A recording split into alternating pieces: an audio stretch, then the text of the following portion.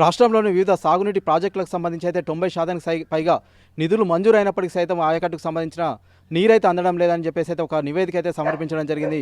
అంతేకాకుండా ప్రస్తుతం దీనికి సంబంధించి కొన్ని ఆ సాగునీటి ప్రాజెక్టులకు సంబంధించి 50-60% సైతం ఏంటంటే ఆయకట్టుకైతే నీరు అందడం లేదని ఇంజనీర్లు అయితే నీటిపారుదల శాఖ మంత్రి ఉత్తమ్ కుమార్ రెడ్డికి అయితే ప్రాతిపాదికలు అయితే పంపించడం జరిగింది. దీనికి సంబంధించి ఇప్పుడు ఉమ్మడి కరీంనగర్ జిల్లాతో పాటు రాజన్న సిరిసిల్ల జిల్లాలో సైతం ఏంటంటే ముంపు గ్రామాలకు సంబంధించి అయితే మిడ్ మానేర్ కావచ్చు, అంతేకాకుండా కొన్ని డ్యామ్లకు సంబంధించి అయితే కొంత ఇబ్బందులు అయితే ఎదుర్కొంటున్నారు. ఇక్కడ ఉన్న స్థానికులు అయితే అనేక రకాల చాట్లు అయితే పడుతున్న పరిస్థితి అయితే ఉంది. ప్రస్తుతం అయితే మనం ఇక్కడ బోయినపల్లి మండలంలో ఉన్నాం. ఇక్కడ మనతో పాటు మాజీ జెడ్పీటీసీ పులి లక్ష్మీపతి గౌడ్ ఉన్న ఒకసారి వారిని అడుగుదాం. అసలు ఇక్కడ ఎటువంటి సమస్యలు ఉన్నాయి, భౌగోళికంగా కావచ్చు, అంతేకాకుండా ఇక్కడికి నీటికి సంబంధించి అయితే ఆయకట్టకు సంబంధించి కావచ్చు, అంతేకాకుండా ఇక్కడ ఇటువంటి ఏర్పాట్లు చేస్తే ఇక్కడ ఉన్న స్థానికులకు అయితే ఉపాధి అయితే లభిస్తుంది అనేది ఒకసారి వారి మాటలు తెలుసుకుని. సార్ చెప్పండి, ప్రధానంగా చూసినట్లయితే ఇప్పుడైతే అనేక రకాల ఇబ్బందులు ఎదుర్కొంటున్నారు. అంతేకాకుండా సాగునీటికి సంబంధించి 50-60% సైతం ఏంటంటే ఆయకట్టుకు సంబంధించి అయితే నీరైతే అందడం లేదని చెప్పేసి అయితే ప్రాతిపదికలు అయితే వస్తున్న నేపథ్యంలో ఏం చెప్తారు సార్?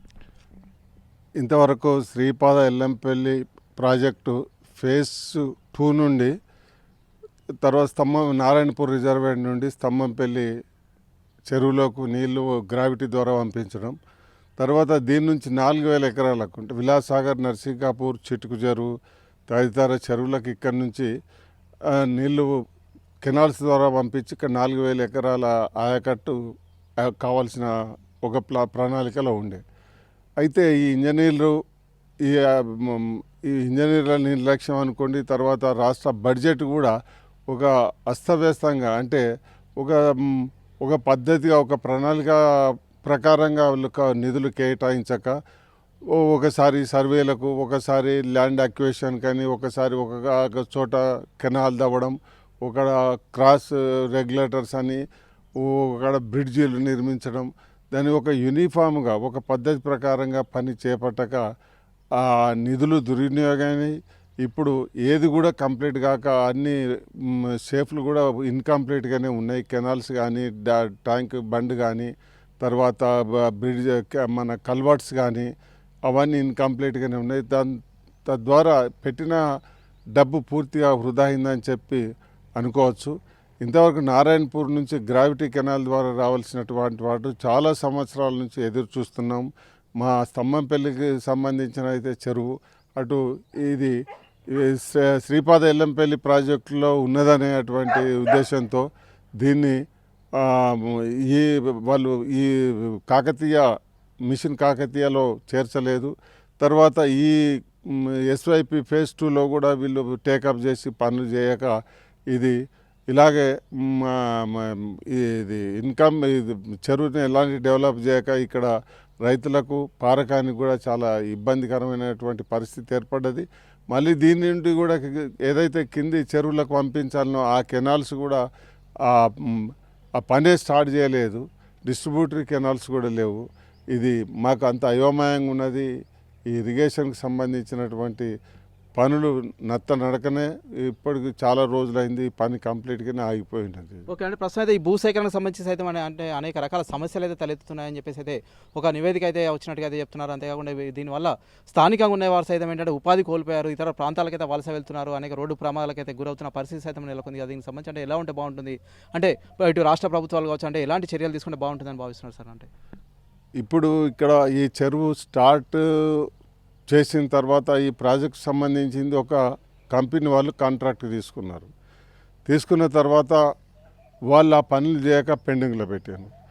ఇప్పుడు స్తంభంపల్లికి సంబంధించిన చెరువుకు ఇప్పుడు భూసేకరణ జరపాలంటే అక్కడ రైతులు భూమిని ఇవ్వకుండా వాళ్ళని భయభ్రాంతులు చేసుడు, పైన గుండనపల్లె మీద మొత్తం ఊరి మునిగిపోతుంది అనుడు, వాళ్ళకు ఒక క్లారిటీగా వాళ్ళకు ఇంతవరకు ఈ సర్వే నెంబర్లు ఇంత భూమి నష్టమవుతుంది, మీ ఊరు వరకు ఇంతవరకు నీళ్ళు వస్తాయి అనేది క్లియర్గా చెప్పకుండా వాళ్ళని భయభ్రాంతులు చేసి అది అక్కడ డిస్టర్బ్ చేసుకుంటూ అక్కడ ప్రజలు ఏంటంటే మళ్ళీ ఈ కంపెనీ ఏమంటుంది అక్కడ ప్రజలు అడ్డుకుంటున్నారు అనేది అడ్డుకునే రకమైనటువంటి పరిస్థితి వీళ్ళే కాంట్రాక్టర్లే క్రియేట్ చేస్తుండ్రు. అయితే అక్కడ అట్లా పని ఆగిపోయింది. దాన్ని ఏంటంటే కరెక్ట్గా వాళ్ళకు క్లారిటీ ఇచ్చి ఇంతవరకు ఏదైతే మునుగుతుంది, ఇంతవరకు మీకు భూమి నష్టపరిహారం ఇప్పించగలుగుతాం, ఇళ్ళకు నష్టపరిహారం ఇప్పించగలుగుతాం అనేది హామీ ఇచ్చిన వాళ్ళు ఎవరు లేరు. అయితే అది ఎంతవరకు ఆగిపోయింది చెరువు. తర్వాత ఇక్కడ మా మండలంలో ఉన్నటువంటి మిడ్ మానేర్కు సంబంధించిన భూ నిర్వాసితులు ఎవరైతున్నారో అప్పుడు ముఖ్యమంత్రి చంద్రశేఖరరావు గారు వేలడ ఖచ్చిత సందర్భంగా వాళ్లకు డబుల్ బెడ్రూమ్ ఇస్తానని ఖచ్చితంగా చెప్పడం జరిగింది. ఇంతవరకు పాపం వాళ్ళకు అలాంటిది ఏం లేదు. అయితే అక్కడ ఉన్నటువంటి భూ నిర్వాసితులు ఎవరైతున్నారో వాళ్ళకు ఒక గుంట భూమి కూడా మిగలలేదు. కంప్లీట్గా ఒక 4 గ్రామాలు అన్నీ మునిగి ఉన్నాయి. తర్వాత వాళ్ళు ఏంటంటే ఏదైనా ఉపాధి వాళ్ళకు ఇబ్బంది అయి సుదూర ప్రాంతాలు బైకుల మీద మోపెళ్ళ మీద ఒక 10, 15, 20, 30 కిలోమీటర్ల దూరాన కూలీనాలు చేసుకొని వచ్చే సందర్భంగా ఎందరో ప్రమాదాలకు గురై చనిపోయిన సందర్భాలు ఉన్నాయి. అయితే ప్రభుత్వం ఇంతవరకు ఆశ వాళ్ళకి ఏం కల్పించిందంటే ఆర్ఎన్ఆర్ కాలనీలు ఏవైతే ఉన్నాయో వాటికి ఇండస్ట్రియల్ కారిడార్ ఒక పారిశ్రామిక వాడను నిర్మించి అందులో స్థానికంగా లభించేటువంటి ముడి సరుకు ఏదైతే పత్తి ఉన్నదో పత్తి మిల్లు, దాంతో జిన్నింగు, ప్రెస్సింగు, యార్ను తయారు చేయడం, తర్వాత బట్టను ఉత్పత్తి చేయడం, అలాగే కొన్ని ఫుడ్ ప్రాసెసింగ్ యూనిట్స్ కూడా చాలా అవకాశం ఉన్నది. ఎందుకంటే ఇక్కడ మిర్చి పండుతుంది, వరి పండుతుంది, తర్వాత ఇతరత్ర పప్పు దినుసులు కూడా ఇక్కడ ఉత్పత్తి అవుతున్నాయి. కాబట్టి ఇక్కడ రైతులకు మేలు చేసిన వాళ్ళు అవుతున్నాం. తర్వాత నిరుద్యోగులకు కూడా అక్కడ అటువంటి కొన్ని ఇండస్ట్రీస్ పెడితే వాళ్ళకు కూడా కొంచెం ఉపాధి కలుగుతుంది.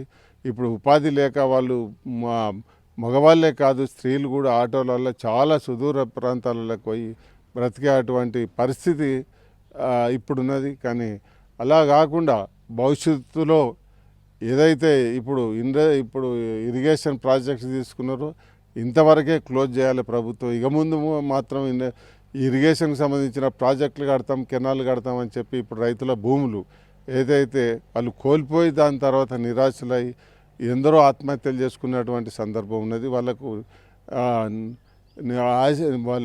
ఉపాధి లేకుండా చాలా ఘోరమైన పరిస్థితి. వాళ్ళకి ఏంటంటే వాళ్ళు ఏం చదువుకున్నటువంటి వాళ్ళు కాదు, ఉద్యోగాలు చేసే అవకాశం లేదు మధ్య వయసు నుంచి, తర్వాత వేరే దేశాలకు పోయే బ్రతికే అంత అటువంటిది లేదు. కావున ఇక ముందు ఇటువంటి ప్రాజెక్టులకు ఫుల్ స్టాప్ పెట్టి నీరు అవసరం ఉన్నప్పుడు ఏంటంటే రైతులకు కూడా సాగునీటి పద్ధతిలో మార్పు తేవాలి. ఎందుకంటే ప్రపంచంలో ఒక తక్కువ నీటితో ఎక్కువ పంటలు పండించేటువంటి ఇజ్రాయెల్ దేశం ఉన్నది.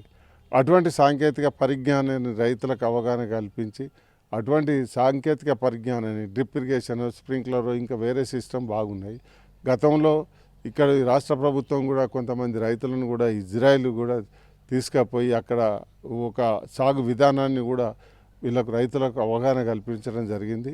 ముఖ్యంగా అలాంటి తక్కువ నీరుతోని ఎక్కువ పంటలు పండించేటువంటి దృష్టి ప్రభుత్వం ఆ దృష్టి సారించి తర్వాత ఏదైతే ఈ ప్రాజెక్టుల వైపు ఇప్పుడు అవసరం ఉన్నంత వరకు ఎంతవరకు అయితే పని అయిందో అంతవరకు ఆపి ఉన్నదాన్ని ఇప్పుడు ఎగ్జాంపుల్ ఒక 1 TMC కెనాల్ దవ్విండ్రు. ఆ కెనాల్ ఏం చేయాలనే ఆలోచన రావచ్చు ప్రభుత్వానికి. అది ఒకటి బండు టైప్, ఒక ట్యాంక్ టైప్, ఒక వాటర్ స్టోరేజ్ భూగర్భంలో ఒక నీటి లెవెల్ పెరుగుతుంది. అందుకోసం దాన్ని ఒక రిజర్వాయర్గా అంటే ఒక చెరువుగా దాన్ని ఉన్న కెనాలను వాటి నీటితోని వాటిని నింపి అడ్జస్ట్ ఇక్కడ గ్రౌండ్ వాటర్ పెరుగుతుంది. అది అంతేకాని అది స్టార్ట్ చేసినాం కదా అని సగం అయింది, ఇంకా సగం దాని రైతుల భూములు నష్టం కాకూడదని చెప్పి నేను ఆశిస్తున్నాను. Okay sir, thank you sir.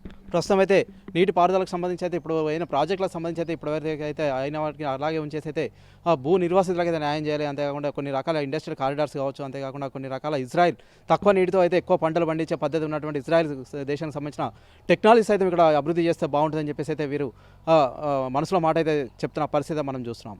Vote studio మరిన్ని వీడియోస్ కోసం ఛానల్ ని సబ్స్క్రైబ్ చేయండి. లేటెస్ట్ అప్డేట్స్ కోసం వాట్సాప్ ఛానల్ ని ఫాలో చేయండి. అండ్ లింక్ డిస్క్రిప్షన్ లో ఉంది.